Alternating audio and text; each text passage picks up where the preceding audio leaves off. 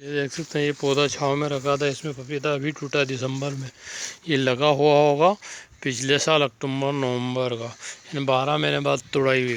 और एक पपीता उधर गुलाब में था लास्ट में, उधर पोल दिख रहा उधर।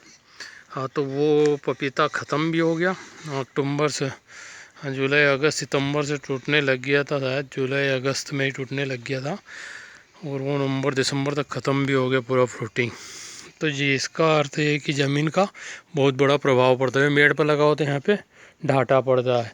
और ये पौधा यहाँ ज़मीन में लगा होता तो ये भी आपका ख़त्म हो गया। तो ज़मीन का प्रभाव पपीता पे पड़ता है। और ये भी इसके साथ का लगा हुआ था, यहाँ से फ्रूटिंग इसमें आई थी, तो इतना फ्रूट इसमें टूट गया। जब जाके वो जो दिख रहा है आपको इस पपीता में अभी तुड़ाई शुरू हुई, तो वो क्योंकि मेड़ पे लगा हुआ है, ये खेत में लगा हुआ है हल्की ज़मीन, और इससे भारी ज़मीन में उधर लगा था, वो कब का ख़त्म हो गया।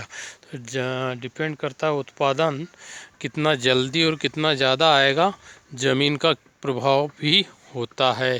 क्योंकि यहाँ पर ये मेड़ से लगी हुई मुरूम वाली मिट्टी है, वहाँ पर काली मिट्टी थी जो पौधा ख़त्म हो गया, और ये ज़्यादा ही मेड़ पे लगा हो, बहुत पीछे हो गया।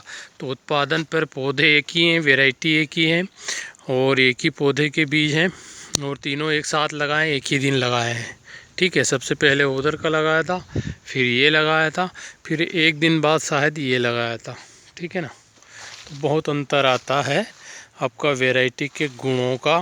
फिर उसके बाद आता है ज़मीन का। ठीक है, उसके बाद आता खाद पानी दवा और इनका सा। तो ज़मीन सबसे बड़ा फैक्टर होता है कि आपकी ज़मीन कैसी है, उस हिसाब से। और फिर वैरायटी कौन सी लगी हुई है, वो दो चीज़ें बहुत ज़्यादा।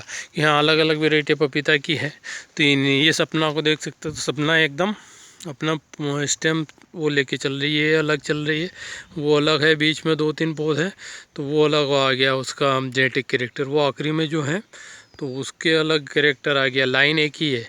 ठीक है, फिर ये लाइन है, ये मेड़ पे है और ये मेड़ है, तो इसका तना अलग हो गया, इसका तना बहुत ज़्यादा मोटा है, ये तीनों तीनों पौधों का।